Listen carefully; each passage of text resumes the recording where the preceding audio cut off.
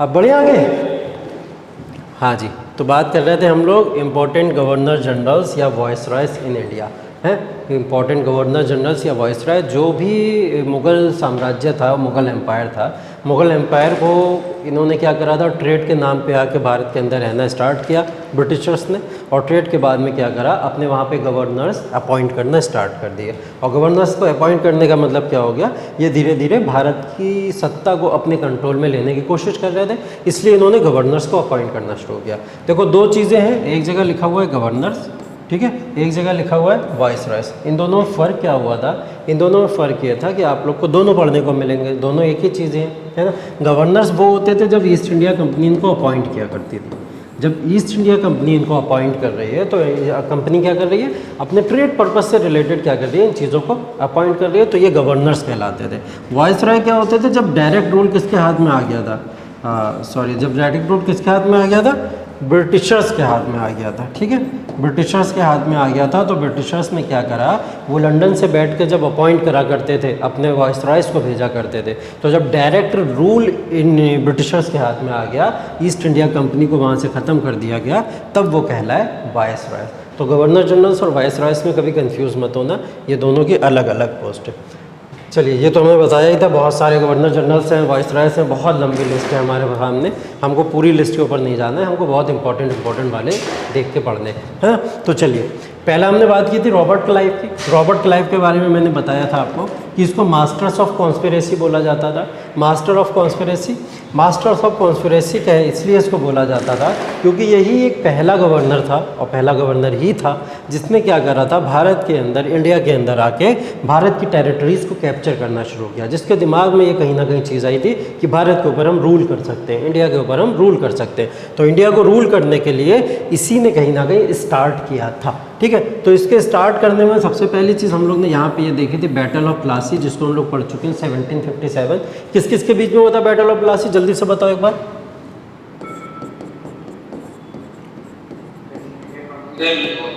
हाँ,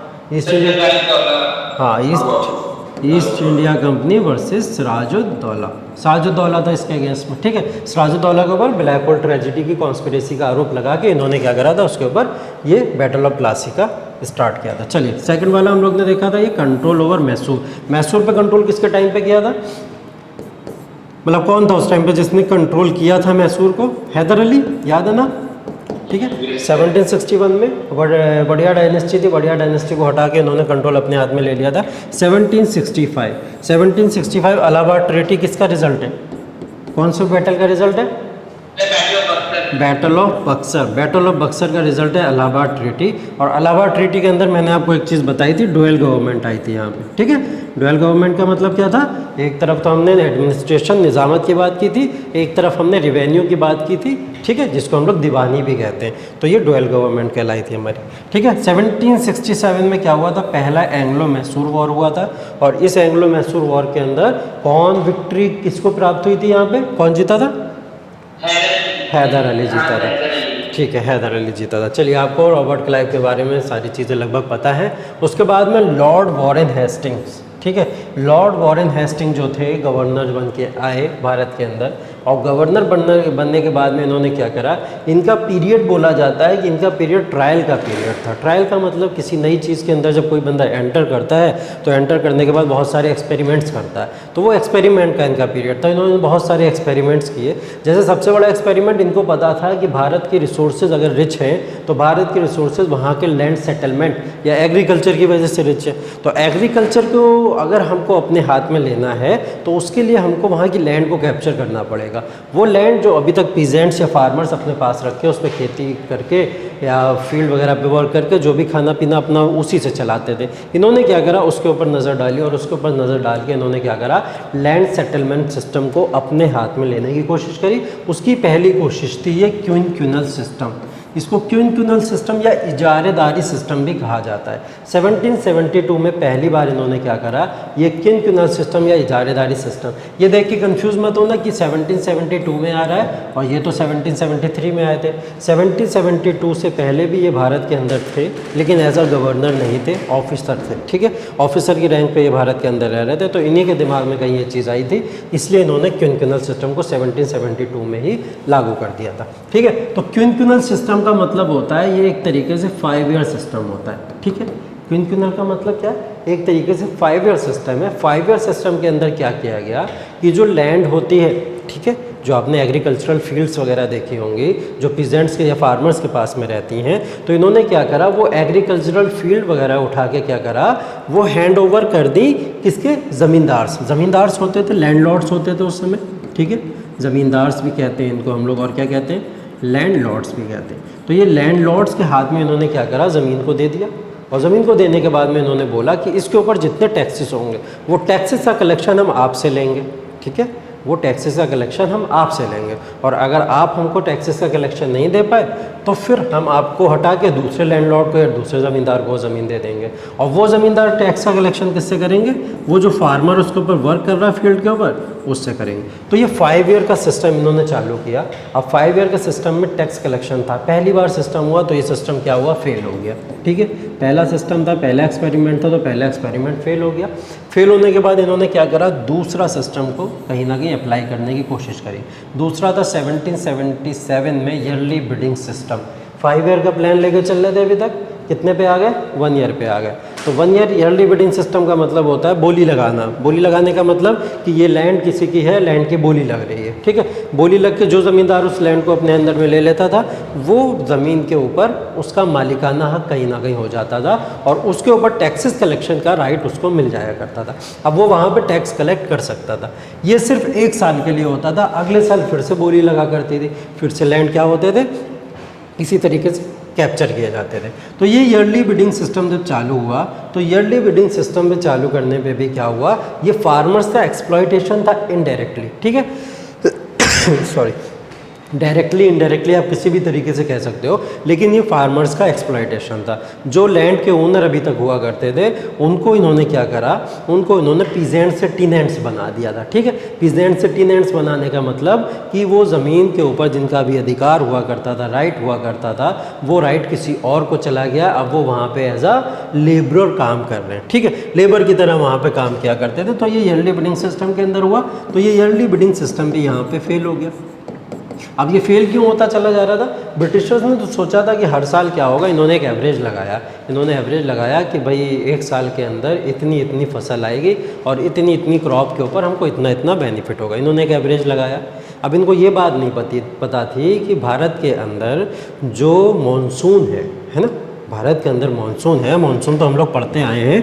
कहाँ पढ़ा हम लोग ने, मानसून जो होता है भैया वो तो इंद्र देवता के ऊपर डिपेंड करता है, इंद्र देवता के ऊपर मेहरबानी पे डिपेंड करता है। तो जब तक वो इंद्र देवता नहीं चाहेंगे मानसून अच्छा होगा नहीं।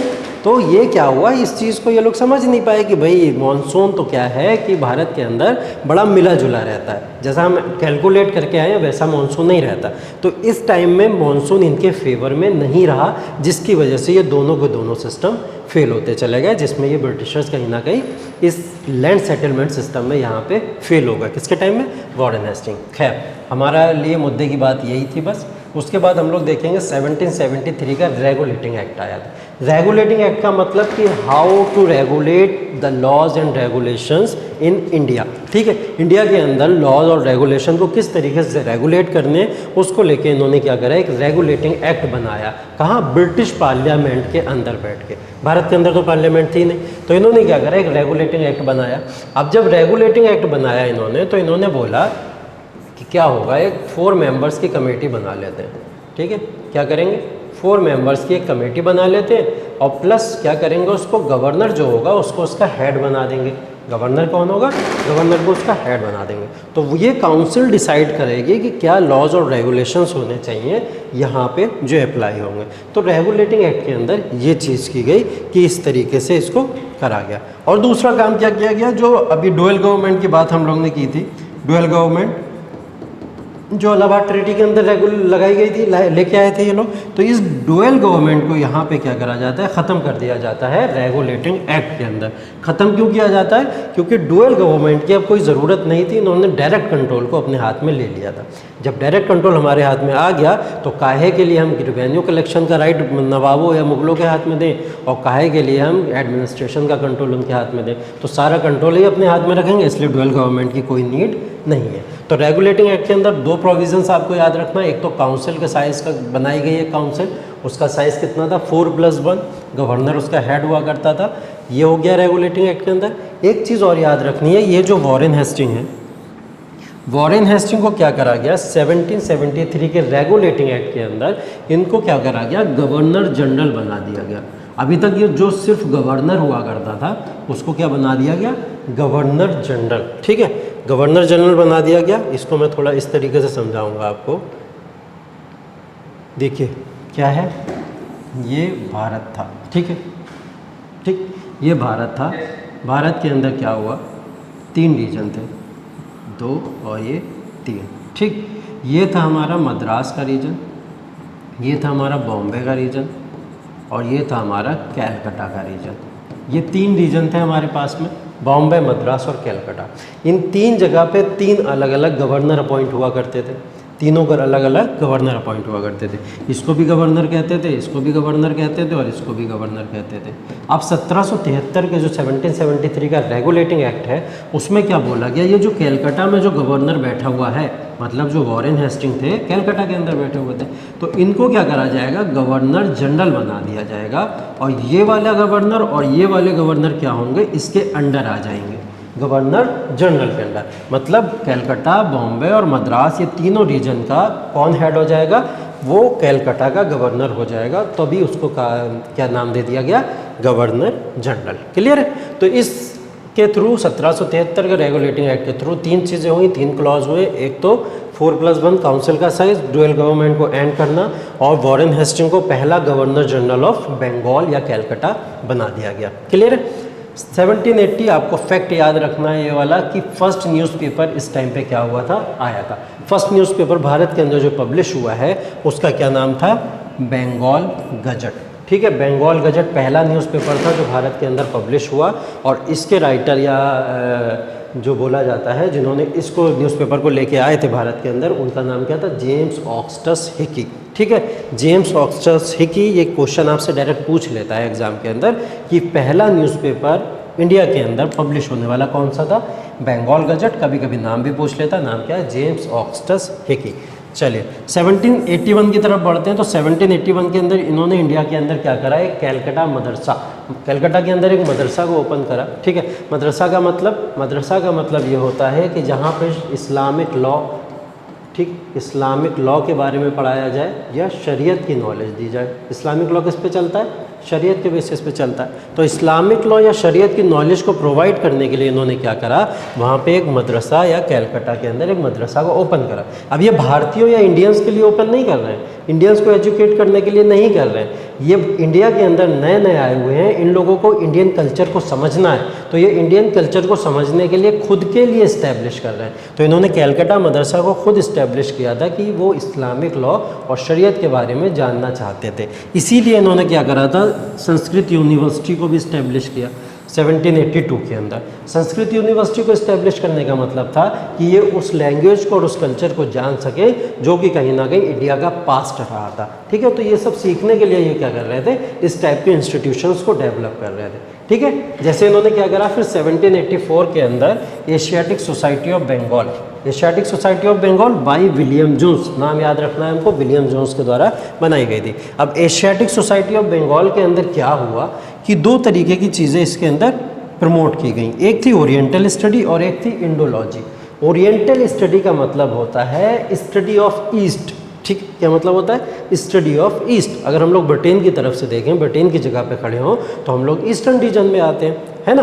तो ईस्टर्न रीजन में तो उन्होंने ओरिएंटोलॉजी को इसलिए यहाँ पे इस्टेब्लिश किया कि वो यहाँ की स्टडी कर सकें, ईस्टर्न साइड की स्टडी कर सकें, जिससे उनको ये पता लग जाए कि यहाँ की लैंग्वेज क्या थी, यहाँ का कल्चर क्या था, ये सब चीज़ें समझने के लिए इन्होंने ओरिएंटल स्टडीज़ को प्रमोट किया। इंडोलॉजी, इंडिया के पास्ट के बारे में, इंडिया का पास्ट क्या था, पास्ट का मतलब जो हम लोग गुप्ता, मौर्य ये सब पढ़ के आए हैं ना, तो इंडिया के पास्ट के बारे में जानने के लिए इन्होंने इंडोलॉजी को वहाँ पे डेवलप किया। तो एशियाटिक सोसाइटी ऑफ बंगाल को बनाने के पीछे भी रीज़न क्या था, इनका खुद का कहीं ना कहीं एक मतलब था। ठीक है, 1784 के अंदर क्या आता है, पिट्स इंडिया एक्ट आता है ना। 1784 में पिट्स इंडिया एक्ट आता है। पिट्स इंडिया एक्ट में क्या होता है, ये जो 4+1 था, ठीक है, इन्होंने बोला काउंसिल के साइज़ को जो आपने 4+1 करके रखा हुआ है, चलो इस काउंसिल के साइज़ को रिड्यूस कर दो क्योंकि एक मेंबर इसके अंदर एक्स्ट्रा हो रहा है। तो इन्होंने क्या करा, काउंसिल के साइज़ को यहाँ पे 3+1 कर दिया। क्या कर दिया, 3+1, मतलब काउंसिल का साइज़ अब कितना रह गया, सिर्फ टोटल 4 मेंबर्स का रह गया। तो काउंसिल के साइज़ को यहाँ पे रिड्यूस किया गया था पिट्स इंडिया एक्ट के अंदर। क्लियर है, इसमें कोई डाउट किसी को? चलिए आगे बढ़ते हैं फिर, अगर इसमें कोई डाउट नहीं है। आगे है लॉर्ड कॉर्नवालिस। ठीक है, लॉर्ड कॉर्नवालिस बहुत इंपॉर्टेंट आपके गवर्नर जनरल। हाँ सॉरी, लास्ट लाइन इंडिया, ये पिट्स इंडिया एक्ट। ठीक है, पिट्स इंडिया एक्ट के अंदर काउंसिल के साइज़ को रिड्यूस करके 3+1 कर दिया गया था। जो 4 मेंबर्स कमेटी थी उसको 3 मेंबर्स कमेटी कर दिया गया था। क्लियर है? चलिए लॉर्ड कॉर्नवालिस की बात करेंगे। लॉर्ड कॉर्नवालिस का समय जो है, टाइम पीरियड पहले तो याद रखो 1786 से 93। ठीक है, लॉर्ड कॉर्नवालिस को पढ़ने के लिए हम क्या करेंगे, इनको 4 सेक्शंस के अंदर डिवाइड कर लेंगे क्योंकि इन्होंने क्या करा है, बहुत सारी रिफॉर्म्स ऐसे किए हैं कि जो रिफॉर्म्स अलग अलग सेक्शन के हिसाब से डिवाइड किए जा सकते हैं।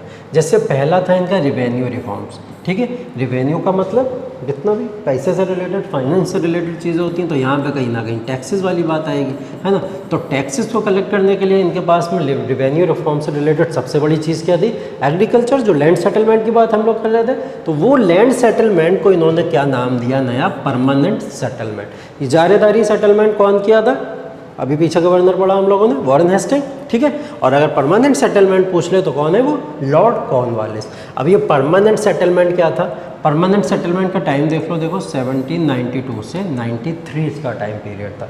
परमानेंट सेटलमेंट के अंदर इन्होंने क्या करा कि जो हम ज़मीन है, ठीक है, जो भी हमारे पास लैंड है, वो लैंड हम सीधे दे देंगे ज़मींदार्स को डायरेक्ट। ठीक है, डायरेक्ट ज़मींदार से इसको ओन करेंगे, ओनर बना दिया ज़मींदार्स को, ज़मींदार से इसको ओन करेंगे और इसके ऊपर जो भी लैंड होगी, उस लैंड के ऊपर जितना भी प्रॉफिट आएगा, उस प्रॉफिट को 2 पार्ट में डिवाइड किया। एक है 10/11 और एक है 1/11। ठीक है, अब बताइए 10/11 कौन रखेगा और 1/11 किसके पास में जाएगा?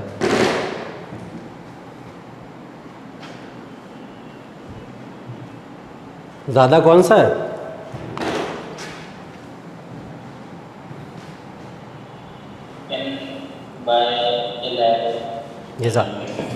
ये ज़्यादा है,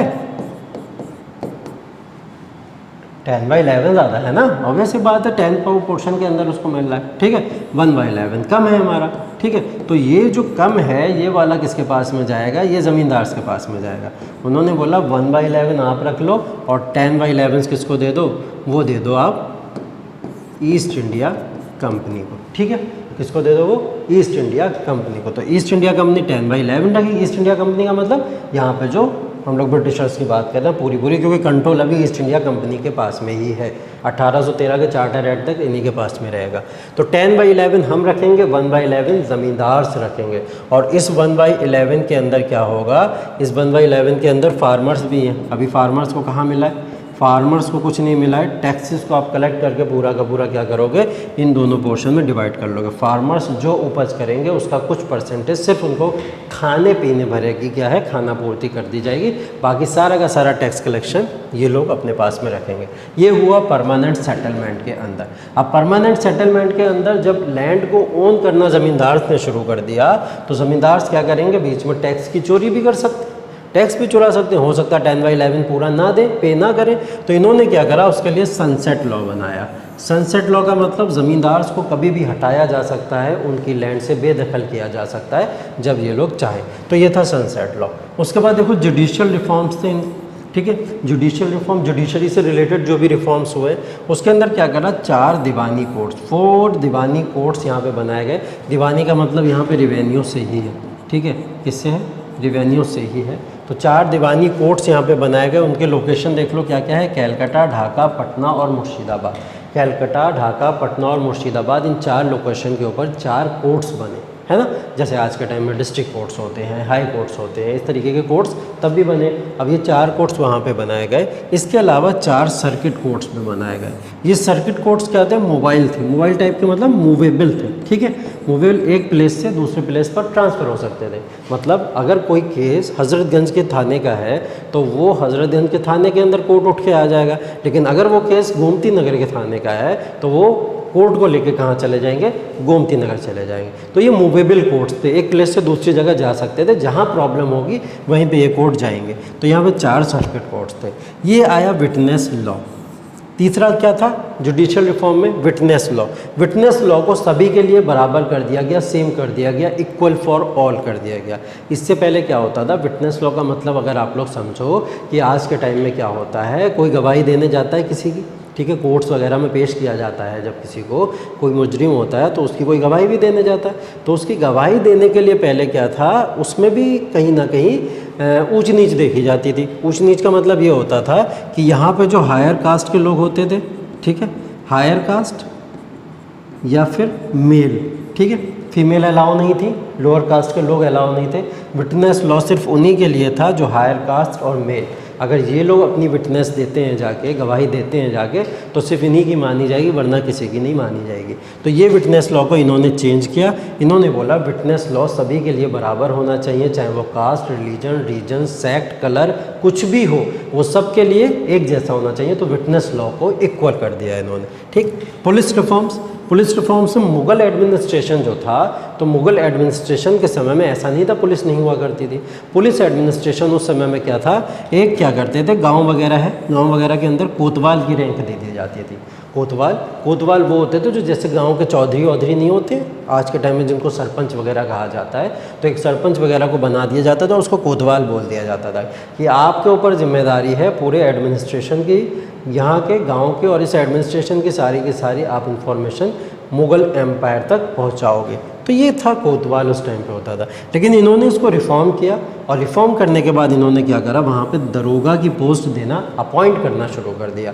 जो दरोगा आज के टाइम में आप लोग सुनते हो, एसआई वगैरह जो होते हैं, तो वो दरोगा की पोस्ट किसके टाइम में इस्टेब्लिश हुई है, लॉर्ड कॉर्नवालिस के टाइम पे हुई है। तो इसने दरोगा का क्या करा, एक दरोगा की पोस्ट को इस्टेब्लिश किया। अब वो दरोगा जो वहाँ पर बनेगा वो क्या करेगा, एक गाँव नहीं 2-3 गाँवों को क्या करेगा, वहाँ के 2-3 विलेजेस को आसपास के, उनको हेड क्या करेगा, ठीक है। इसी तरीके से जब 5-6 या बहुत सारे विलेजेस आपस में बन जाया करेंगे तो उनको हेड करने के लिए एसपी हो जाएगा एक, ठीक है। तो एक एसपी की भी पोस्ट इसने इस्टेब्लिश की, सुपरिटेंडेंट ऑफ पुलिस जिसको आज के टाइम में कहते हैं। तो एसपी और दरोगा की पोस्ट को इस्टेब्लिश करने वाला पुलिस रिफॉर्म्स में कौन था, लॉर्ड कॉर्नवालिस था, ठीक है। Civil services reforms, civil services मतलब सिविल सर्विसेज समझते हो, IAS, IPS, PCS, ये सर्विसेज जितनी भी होती हैं, जो आपके डिस्ट्रिक्ट मजिस्ट्रेट वगैरह बनते हैं या एसपी बनते हैं, सुपरिटेंडेंट ऑफ पुलिस बनते हैं, वो ये सिविल सर्विसेज की रैंक को क्वालिफाई करके भी ही बना जाता है। जो IAS का एग्ज़ाम होता है आपका, UPSC का एग्ज़ाम होता है, वो कहलाता है, ठीक है। तो इस टाइम पे जो डिस्ट्रिक्ट मजिस्ट्रेट या डिस्ट्रिक्ट कलेक्टर की जो पोस्ट हुआ करती थी, वो तो इस्टेब्लिश हो चुकी थी वॉरेन हेस्टिंग के टाइम में। 1772 में वॉरेन हेस्टिंग ने DM या DC की पोस्ट को इस्टेब्लिश कर दिया था। लेकिन कॉर्नवालिस ने आके क्या करा, उसको क्या करा, उन पोस्ट को इम्प्रूव करना शुरू किया। इम्प्रूव का मतलब इनको परमानेंट करना स्टार्ट कर दिया कि जो डिस्ट्रिक्ट मजिस्ट्रेट या डिस्ट्रिक्ट कलेक्टर बनेंगे उनको एक सिक्योरिटी दी जाएगी कि इनको यहाँ से हटाया नहीं जाएगा जल्दी, और हम सिक्योर कर दें। पहले ये इनसिक्योर जॉब हुआ करती थी, इसलिए लॉर्ड कॉर्नवालिस को फादर ऑफ सिविल सर्विसेज भी बोला जाता है। कभी क्वेश्चन आपसे पूछ लेता है कि फादर ऑफ सिविल सर्विसेज कौन था, तो फादर ऑफ सिविल सर्वेंट किसको बोला जाता है, वो लॉर्ड कॉर्नवालिस को बोला जाता है। इसमें क्या था civil service reform, civil services में, सॉरी सर आपने जो बोला तो मैं समझेगा। सिविल सर्विसेज फादर इनको बोला जाता है। सिविल सर्विसेज के अंदर जो रिफॉर्म किया इन्होंने, जो डिस्ट्रिक्ट मजिस्ट्रेट या डिस्ट्रिक्ट कलेक्टर की जो पोस्ट होती है, उस पोस्ट को इन्होंने कहीं ना कहीं एक परमानेंसी प्रोवाइड की, ठीक है, एक सिक्योरिटी प्रोवाइड की। जो जॉब पहले इनसिक्योर हुआ करती थी, तो जो DM या DC अब बना करेंगे वो एक सिक्योरिटी के साथ में बना करेंगे। उनको हटाने के लिए भी प्रोविजंस चाहिए कुछ ना कुछ। जैसे आज के टाइम में DM या DC को डायरेक्ट उठा के हटा नहीं दिया जाता है, कुछ प्रोविजंस होते हैं, उनको चेक करना पड़ता है। तो वो प्रोविजंस इनको कहीं ना कहीं नहीं दिए, इसलिए इसको father of civil services Lord Cornwallis को बोला जाता है। क्लियर है? चलिए, इनके टाइम में जो थे कुछ ऐसे ही इम्पोर्टेंट प्रोविजंस थे। इसके बाद में हम लोग देखेंगे लॉर्ड वेलेस्ली को। ठीक है, लॉर्ड वेलेस्ली का टाइम पीरियड याद रखिए आप लोग 1798 से 1805 तक। ठीक, हम लॉर्ड वेलेस्ली को एक मोस्ट जो कहीं ना कहीं कंट्रोवर्शियल इंसिडेंट कहा जाता है वो है सब्सिडरी अलायंस। इसकी वजह से इनको याद रखा जाता है। जैसा कि आपको याद होगा 4th एंग्लो मैसूर वॉर की जब हम लोग बात कर रहे थे, ठीक है, तो उसके अंदर मैंने बताया था टीपू सुल्तान से जब वॉर हुआ था तो टीपू सुल्तान को मारने के बाद में सब्सिडरी अलायंस में मैसूर से साइन करा लिए गए थे। तो वो सब्सिडरी अलायंस के अंदर मैंने आपको उस समय कुछ बात बताई थी कि मैं आगे आपको जब टॉपिक आएगा तब क्लियर बताऊंगा कि सब्सिडरी अलायंस होता क्या है ना। तो सब्सिडरी अलायंस के अंदर ये चीज़ होती थी कि जिस भी नेटिव स्टेट, कोई भी ऐसी स्टेट जिसके ऊपर ये लोग सब्सिडरी अलायंस को लागू करेंगे, तो वो जैसे हैदराबाद में 1798 में कर दी, मैसूर में कर दी, तंजौर ये तमिलनाडु में जगह पड़ती है 1799, ठीक है, अवध 1801 और पूना 1802, पूना महाराष्ट्र। ठीक है, तो इन जगहों को क्या करा इन्होंने, सब्सिडरी अलायंस साइन करा दी। वो सब्सिडरी अलायंस का मतलब ये होता था कि सब्सिडरी अलायंस जो भी स्टेट हमारे साथ में साइन करेगा, पहली तो चीज़ ये है उस स्टेट के अंदर, मान लो हैदराबाद ने इनके साथ में साइन करा, तो पहला प्रोविज़न इनका ये था कि उस स्टेट के अंदर क्या होगा, एक ऑफिशियल अपॉइंट हुआ करेगा इनका। ठीक है, एक इनका ऑफिशियल, ब्रिटिशर्स का एक ऑफिसर या ऑफिशियल उस स्टेट के अंदर अपॉइंट हुआ करेगा। पहला प्रोविज़न इन्होंने ये रखा।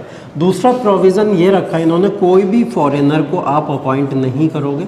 फॉरेनर तो भाई पुर्तगीज़ भी थे, डच भी थे, और भी सारे बहुत सारे डेन्स भी थे, तो फ्रेंच वगैरह ये सब फॉरेनर्स हुआ करते थे। तो इन्होंने बोला किसी भी फॉरेनर को आप अपॉइंट नहीं करोगे, सिर्फ और सिर्फ किसको करोगे, ब्रिटिशर्स को करोगे। ठीक है, ये इन्होंने इनके सामने कंडीशन रखी। और अगर करोगे भी तो पहले क्या लोगे, हम लोग से परमिशन लेना पड़ेगी आपको, उसके बाद में आप इनको अपने यहाँ रखोगे। तीसरा प्रोविज़न इन्होंने ये बोला, किसी भी तरीके के कोई वॉर या पीस एग्रीमेंट को आप साइन नहीं करेंगे।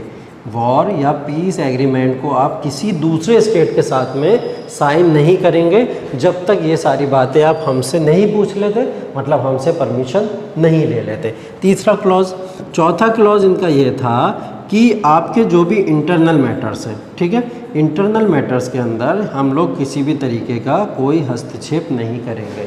मतलब आपके इंटरनल मैटर्स के अंदर हम लोग बीच में आके नहीं बोलने वाले। आपके इंटरनल मैटर्स आप लोग सुलझाओ, हम उसमें नहीं बोलेंगे। ये सिर्फ कहने की बात थी, लेकिन इंटरनल मैटर्स में इन्होंने बहुत अच्छे से हस्तक्षेप किया था। ठीक है, पाँचवा क्लॉज इन्होंने क्या बोला कि अगर कोई नेटिव स्टेट या कोई फॉरेनर आके आपके ऊपर अटैक करता है, कोई फॉरेन इन्वेजन होता है, तो हम आपको प्रोटेक्ट करेंगे, आपकी मदद करेंगे कि आपके स्टेट के ऊपर किसी भी तरीके का कोई खतरा ना आए।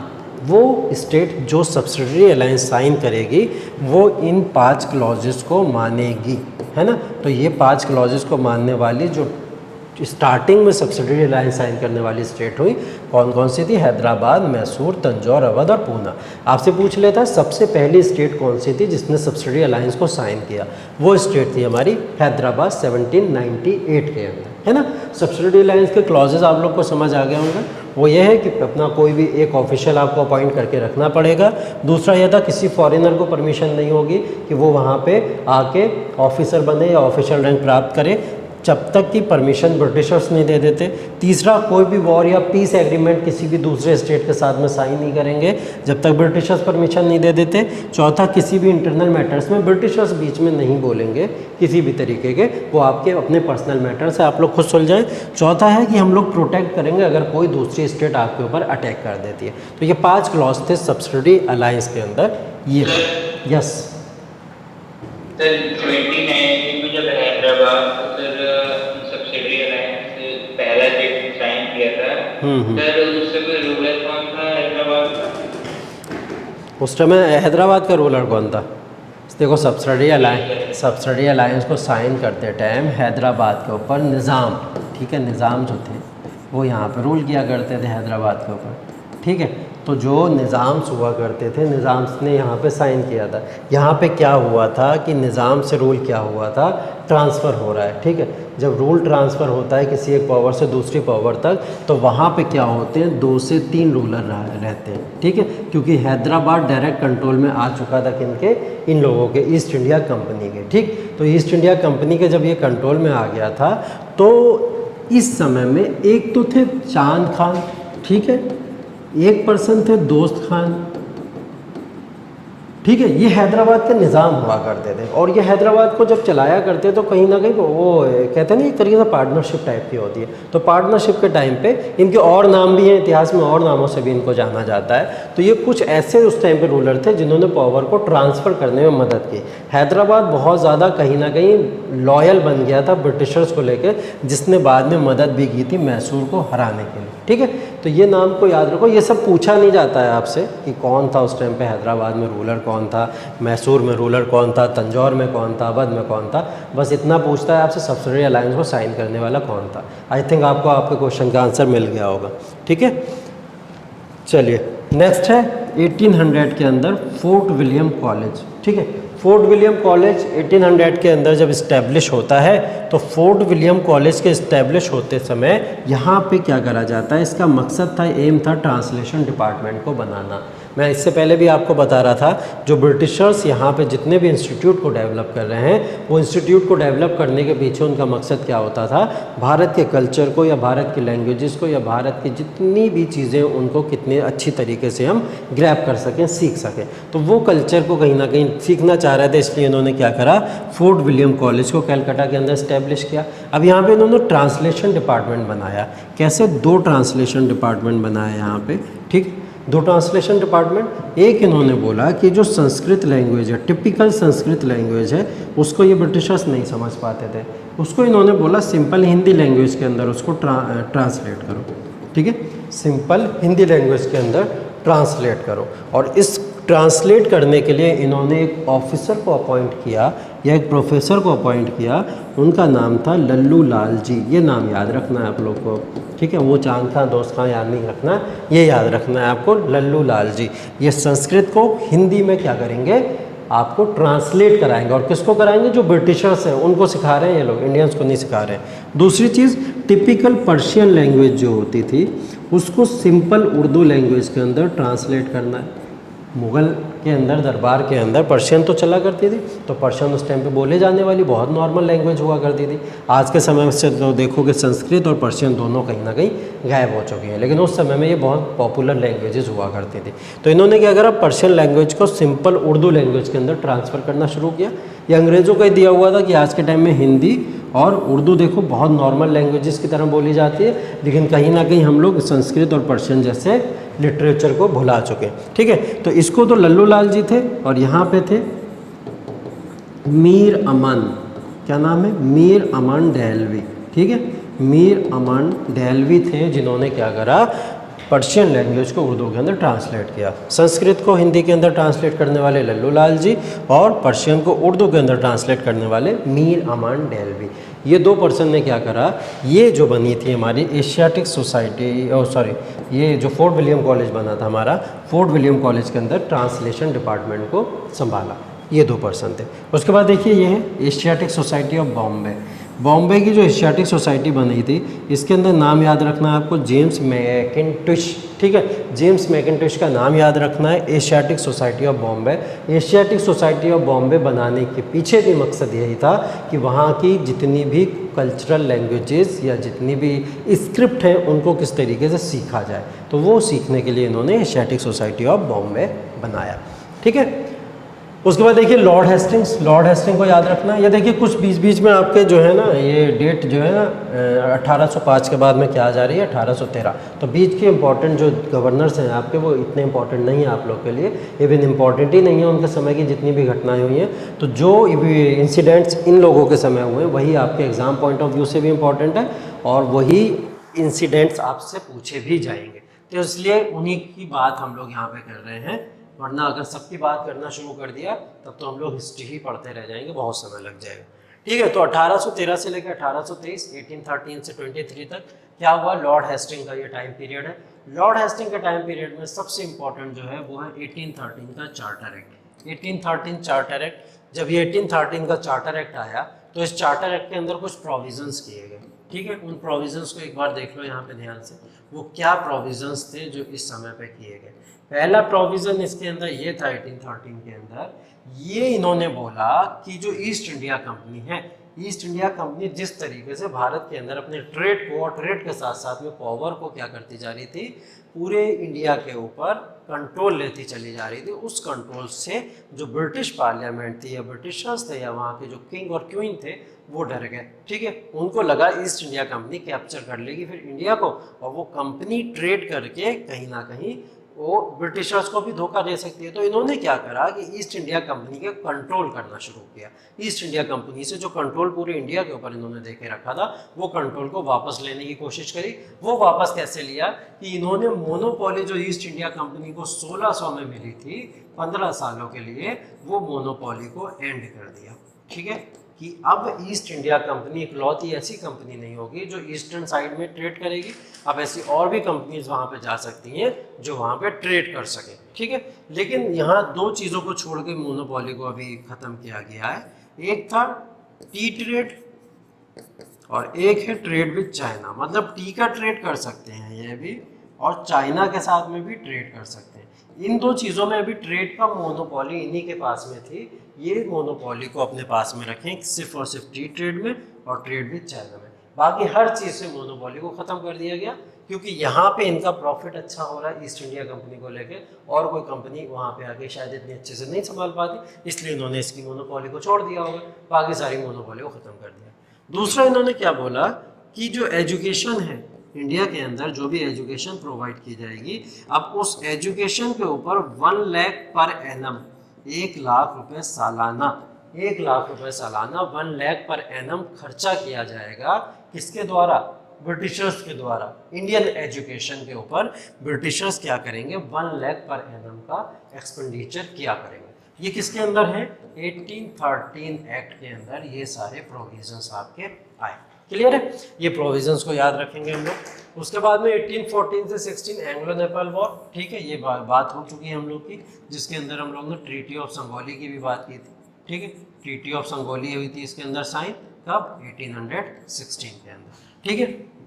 अब आइए 1818 के अंदर पहला न्यूज़पेपर जो इंडियन लैंग्वेज में छपा, ठीक है, पहला न्यूज़पेपर जो इंडियन लैंग्वेज के अंदर प्रिंट हुआ था, उसका नाम क्या था? संवाद कौमुदी। क्या नाम था? संवाद कौमुदी। और वो जो इंडियन लैंग्वेज थी, कौन सी लैंग्वेज थी? बांग्ला लैंग्वेज। और इस न्यूज़पेपर को पब्लिश करने वाले कौन थे? ये थे राजा राममोहन रॉय। कौन थे? राजा राममोहन रॉय, सोशल एक्टिविस्ट, या जिनको बोला जाता है father of post modern India. Gandhi ji से पहले फादर ऑफ नेशन किसको बोला जाता है? यस,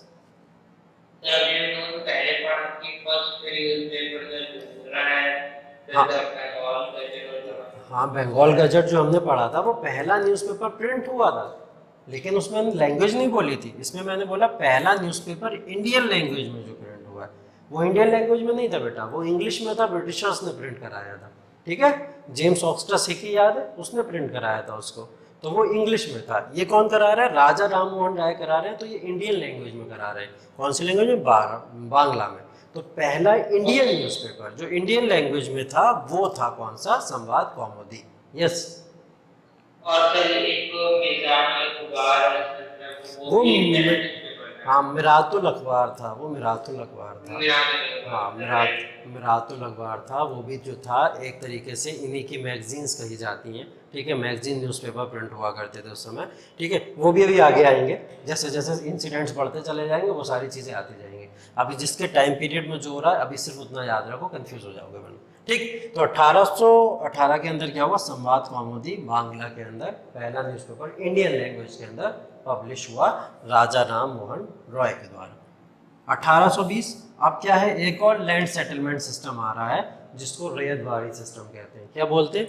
रैयतवाड़ी सिस्टम बोलते हैं। रैयतवाड़ी सिस्टम को लाने वाले सर थॉमस मुनरो और अलेक्जेंडर रीड, ये दो पर्सन थे, सर थॉमस मुनरो और अलेक्जेंडर रीड। अब रैयत के अंदर क्या होता था? रैयत का मतलब एक तरीके से समझ लो कोई एक रीजन, ठीक है, रीजन या बहुत बड़ा एरिया है उसको रैयत बोला जाता है, ठीक। तो वो रैयतवाड़ी सिस्टम के अंदर क्या होता था कि उसका जो ज़मीन का भी परमानेंट सेटलमेंट के अंदर क्या होता था, परमानेंट सेटलमेंट के अंदर ज़मींदार को उसका ओनर बना दिया गया था। लेकिन रैयतवाड़ी सिस्टम के अंदर क्या करा गया, जो पीजेंट्स हैं, फार्मर्स हैं, फार्मर्स को क्या करा गया, लैंड को वापस कर दिया गया और लैंड का ओनर इनको बना दिया गया। ठीक है, फार्मर्स को ओनर बना दिया गया और टैक्स को डायरेक्ट कलेक्ट करेंगे फार्मर से, कौन, ब्रिटिशर्स। ठीक है, ब्रिटिशर्स डायरेक्ट फार्मर से कलेक्ट करेंगे, कोई भी बीच में जमींदार नहीं है, कोई भी लैंड ओनर बन के नहीं आ रहा। लैंड ओनर कौन ही रहेगा, फार्मर ही लैंड ओनर रहेंगे। ये रैयतवाड़ी सिस्टम के अंदर हुआ। इसी तरीके का था महालवाड़ी सिस्टम, 1822 में आया। इसको लाने वाले होल्ट मैकेंजी थे। ठीक है, होल्ट मैकेंजी जब 1822 में इसको लेके आए तो महालवाड़ी सिस्टम के अंदर क्या हुआ, महालवाड़ी के सिस्टम के अंदर ये बोला गया कि जो लैंड है वो लैंड को जमींदार को नहीं देंगे, वो लैंड को फार्मर्स को नहीं देंगे, वो लैंड को हम देंगे गांव के सरपंच को। सरपंच का मतलब जो गांव के चौधरी वगैरह हुआ करते थे, या जिनको लैंड कहीं ना कहीं जो लैंड को ओन करेंगे, लैंड लॉर्ड जिनको बाद में बोला गया, तो हम गांव के जो चौधरी हुआ करेंगे, जो गांव को सरपंच तरीके के जो होते थे, उनको देंगे हम ज़मीन को। अब वो क्या करेंगे, ये उनकी जिम्मेदारी होगी पूरे महल से। महल का मतलब हो गया पूरे विलेज के अंदर या आसपास के जो भी महल लगते हैं उन सारे विलेजेस से एक अथॉरिटी कलेक्ट करेगी टैक्स को, और वो टैक्स को कलेक्ट करके सीधा गवर्नमेंट को दिया करेगी। यहाँ फार्मर से किसी भी तरीके का कोई मतलब नहीं रहा।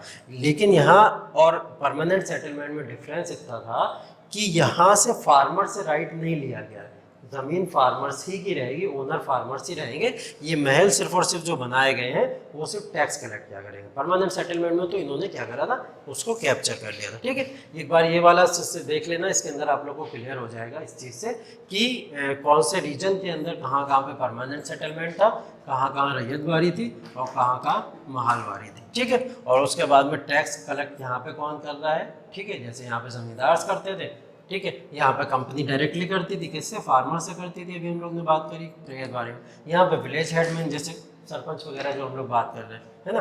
तो ये चीज़ें हो गई। लैंड का ओनर कौन हुआ, यहाँ पे जमींदार हो जाते थे। ठीक है, यहाँ पे फार्मर्स हो जाया करते थे। यहाँ पे लैंड लॉर्ड्स के अंडर में फार्मर्स ही ओनर रहा करते थे। ठीक है, लैंड लॉर्ड्स को क्या करा गया, सिर्फ टैक्स कलेक्शन का राइट दिया जाता था।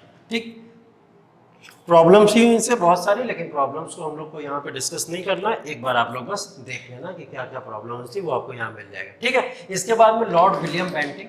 विलियम बेंटिंग को क्या बोला जाता है, सोशल रिफॉर्मर भी बोला जाता है भारत के अंदर। सोशल रिफॉर्मर थे ये, गवर्नर जनरल ऑफ इंडिया बने ये। कौन बने, क्या बने ये, जैसे लिखा हुआ है, Lord William Bentinck was the first governor general of British occupied India. जिस जिस जगह पे ब्रिटिश ने अपना कैप्चर कर लिया था लैंड को, उस जगह के पूरे एरिया के ये क्या थे, गवर्नर जनरल ऑफ इंडिया। अभी गवर्नर जनरल ऑफ बंगाल हुआ करता था सिर्फ और सिर्फ, इससे पहले लॉर्ड विलियम बेंटिंग पहले पर्सन थे जिनको गवर्नर जनरल ऑफ इंडिया बनाया गया। देखो क्रोनोलॉजी याद रखो, सबसे पहले गवर्नर, उसके बाद में गवर्नर जनरल, और वो भी गवर्नर जनरल कहाँ का, बंगाल का। और अब कौन है, गवर्नर जनरल ऑफ इंडिया। ठीक है, गवर्नर जनरल ऑफ इंडिया। तो ये क्रोनोलॉजी याद रखो। इसके बाद में आएंगे आपके जिनको हम लोग वाइसरॉय कहते हैं। तो पहले गवर्नर जनरल ऑफ इंडिया बनने वाले कौन थे, लॉर्ड विलियम बेंटिंग। ठीक, देखो इनको सोशल रिफॉर्मर, मैंने कहा इनको सोशल रिफॉर्मर कहा जाता है। सोशल रिफॉर्मर इनको इस वजह से कहा जाता है क्योंकि एक प्रथा चली थी, बहुत पहले से चला करती थी, सती प्रथा। ठीक, सती प्रथा, कोई जानता है सती प्रथा के बारे में, क्या होता था? अच्छा ठीक है, तो जो विडोज होती थी, विडोज को भी, जो लोग भी विडो हो जाया करती थी, उन विडोज को क्या करा जाता था, जो चिता उनके हस्बैंड की जला करती थी उसी चिता के साथ में उनको भी जला दिया जाता था। ठीक है, तो ये प्रथा चलती थी, इसको सती प्रथा बोलते थे, सती हो जाना मतलब, है ना। तो ये सती प्रथा चलती थी। अब इस सती प्रथा का मतलब क्या हुआ कि जब धीरे धीरे रिफॉर्म्स होना सोसाइटी में शुरू हो गए, तो वो रिफॉर्म से समझ आया कि ये सती प्रथा क्या है, ये गलत है ना, गलत प्रथा है, जिसकी वजह से इंसान को क्या करा जा रहा है, कहीं ना कहीं किल किया जा रहा है। किल का मतलब मर्डर किया जा रहा है उसका, है ना। तो ये मर्डर कहीं ना कहीं इसको माना गया कि ये मर्डर की तरह है, और उसी की तरह इसको हमको क्या करना पड़ेगा, एक लॉ ऐसा बनाना पड़ेगा जिससे इस सती प्रथा को रोका जा सके। इस टाइम पे कौन था, राजा राम मोहन राय की फिर से हम लोग बात करेंगे। राजा राम मोहन राय ने इसको लेके क्या करा, आवाज़ उठाई और लोगों को समझाना शुरू किया कि सती प्रथा गलत है। लेकिन राजा राम मोहन राय की बात को सोशल एक्टिविस्ट थे, समझा सकते थे, लेकिन राजा राम मोहन राय की बातों को अप्लाई कैसे किया जा सके, तो अप्लाई करने के लिए इन्होंने किससे बात की, विलियम बेंटिंग से बात की। और विलियम बेंटिंग ने क्या करा, एक ऐसा लॉ को बनवाया जो लॉ था एंटी सती रिजोल्यूशन 1829 एक्ट, ठीक है, एक एक्ट की तरह एंटी सती रेजोल्यूशन पास हुआ और उसके अंदर बोला गया जो भी सती प्रथा को कहीं ना कहीं अंजाम देगा उसके ऊपर चार्जेस लगेंगे कल्पेबल होमिसाइड के। कल्पेबल होमिसाइड का मतलब ये हो गया not amount to murder but similar to murder, है ना, मतलब समझ रहे हो, not amount to murder but similar to murder, मतलब जैसा मर्डर करने पे आपको चार्जेस लगते हैं उसी तरीके के चार्जेस आपके ऊपर सती प्रथा करने पे भी लगेंगे, लेकिन हम इसको डायरेक्ट मर्डर नहीं कह सकते, है ना।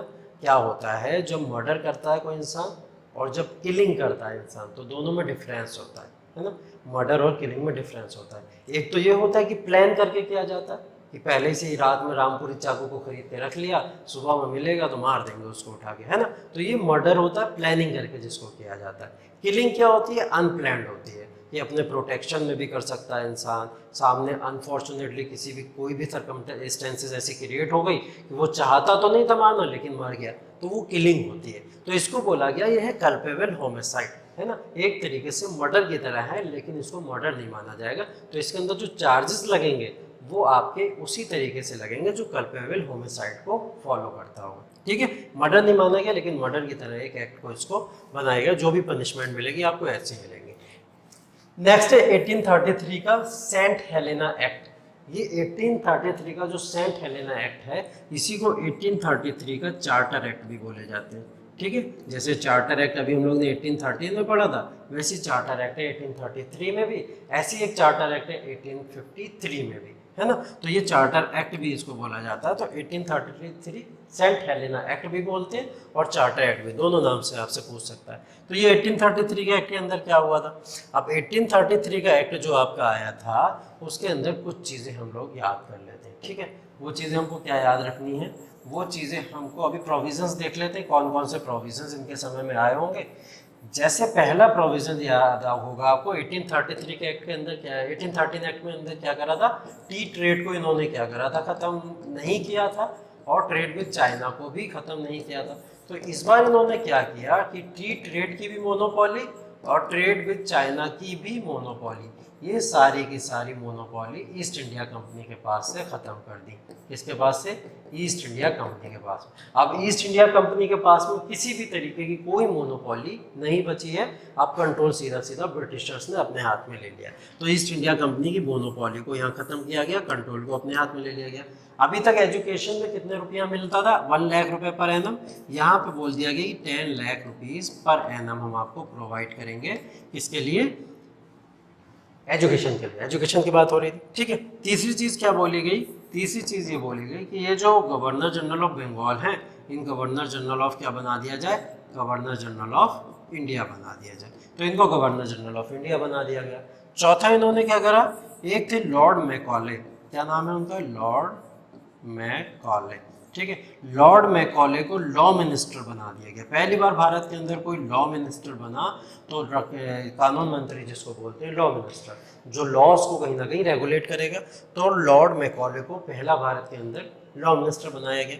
ये हम लोग इसलिए पढ़ रहे हैं लॉर्ड मैकॉले को, क्योंकि इन्हीं लॉर्ड मैकॉले ने क्या करा था, बाद में जो एजुकेशन पॉलिसी आई थी 1835 में, उसको बनाने वाले कौन थे, लॉर्ड मैकॉले थे, ठीक है। तो ये प्रोविजंस देख लो एक बार कौन कौन से थे, टी ट्रेड और ट्रेड विद चाइना जो बचा था ईस्ट इंडिया कंपनी का वो भी खत्म कर दिया, 10 लाख पर एनम बढ़ा दिया, उसको कर दिया। गवर्नर जनरल को क्या करा, गवर्नर जनरल ऑफ इंडिया बना दिया गया, और लॉर्ड मैकॉले को क्या करा गया, लॉ मिनिस्टर बना दिया गया यहाँ पे, ठीक है। तो जब ये लॉ मिनिस्टर बन गए, तो लॉ मिनिस्टर बनने के बाद इन्होंने क्या करा, एक 1835 के अंदर एजुकेशन पॉलिसी लेके आए। उस एजुकेशन पॉलिसी को नाम दिया जाता है मैकॉले मिनट। क्या नाम दिया जाता है, मैकॉले मिनट। भारत के अंदर एजुकेशन पॉलिसी को 2 तरीके से इन्होंने डिवाइड किया, बोले एक है एंग्लिसिस्ट, एक है ओरिएंटलिस्ट, ठीक है।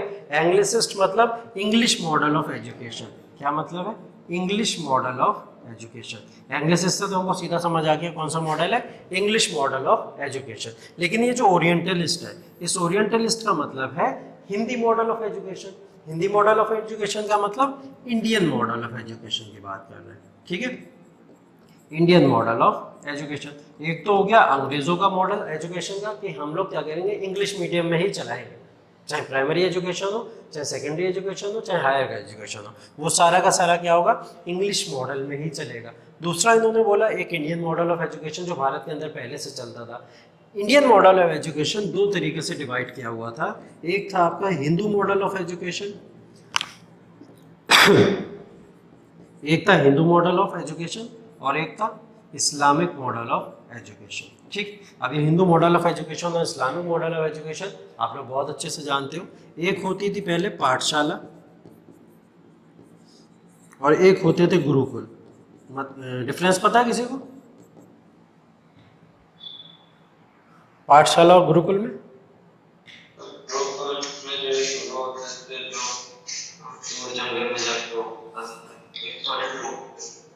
देखो बेसिक जो इसके अंदर डिफरेंस है वो ये है कि पाठशाला जो होती हैं वो प्राइमरी एजुकेशन के लिए होती हैं, ठीक है, प्राइमरी एजुकेशन मतलब छोटे छोटे बच्चे पढ़ने जा रहे हैं वहाँ पे भी, ठीक। और गुरुकुल जो होते हैं वो हायर एजुकेशन के लिए होते हैं, ठीक। तो जो हायर एजुकेशन होता है वो गुरुकुल्स प्रोवाइड करते हैं और जो प्राइमरी एजुकेशन होती है वो पाठशाला प्रोवाइड करते हैं। ये हिंदू मॉडल ऑफ एजुकेशन होता था कहीं ना कहीं। इस्लामिक मॉडल ऑफ एजुकेशन होता है, ये भी दो तरीके का होता था। एक होता है मकतब, ठीक है, क्या होता है मकतब, और दूसरा आपको पता है होता है मदरसा, ठीक है। मकतब और मदरसा दो तरीके के होते हैं। मकतब और मदरसा में भी सेम चीज़ है। मकतब का मतलब होता है जहाँ प्राइमरी एजुकेशन दी जा रही है और मदरसा का मतलब वो है जहाँ हायर एजुकेशन प्रोवाइड की जा रही है।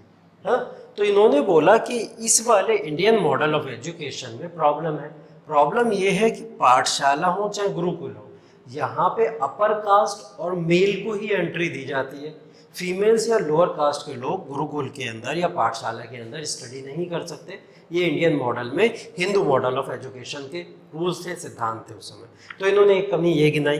दूसरी कमी इन्होंने इस्लामिक मॉडल ऑफ एजुकेशन में गिनाया कि प्राइमरी एजुकेशन जो मकतब में दिया जाता है उसके अंदर क्या है, मेल फीमेल दोनों स्टडी करते, लेकिन जैसे ही बात हम मदरसे की आ जाती है, मदरसे के अंदर क्या है, फीमेल स्टडी नहीं कर सकती, सिर्फ और सिर्फ मेल स्टडी कर सकते हैं। तो इन्होंने क्या बोला, ये कहीं ना कहीं पक्षपात हो रहा है लोगों के साथ में, कहीं ना कहीं क्या हो रहा है, उनके रिलीजन के नाम पे, उनके कहीं ना कहीं कास्ट के नाम पे या फिर उनके जेंडर के नाम पे इनइक्वालिटी हो रही है। और उस इनइक्वालिटी को रिमूव कौन कर सकता है, ये इंग्लिश मॉडल ऑफ एजुकेशन कर सकता है। इसलिए इन्होंने क्या करा, एंग्लिसिस मॉडल को प्रमोट करना भारत के अंदर स्टार्ट किया और ओरिएंटलिस्ट को मना करना स्टार्ट कर दिया।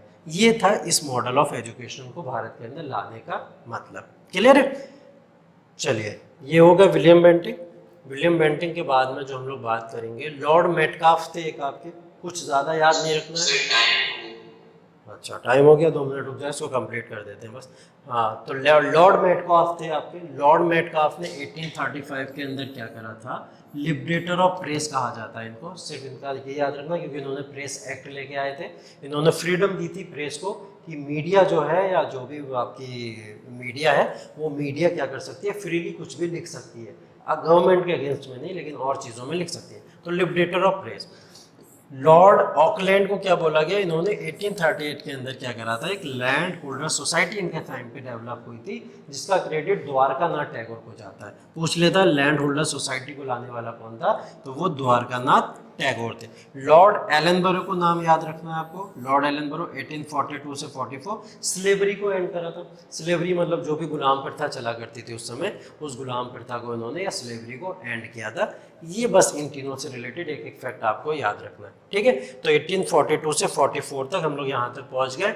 इसके बाद में लॉर्ड हार्डिंग और लॉर्ड डलहौजी वगैरह आएंगे, उनको पढ़ेंगे। अभी गवर्नर जनरल्स को हम लोग यहाँ तक रखते हैं, उसके बाद के गवर्नर जनरल्स होंगे उनको करेंगे। टाइम भी आप लोग का ओवर हो चुका है। इस यहाँ तक किसी को कोई डाउट हो, किसी तरीके की प्रॉब्लम हो तो आप लोग पूछ सकते हो, अदरवाइज हम लोग वाइंड अप करें। ओके, चलिए, thank you so much, see you tomorrow.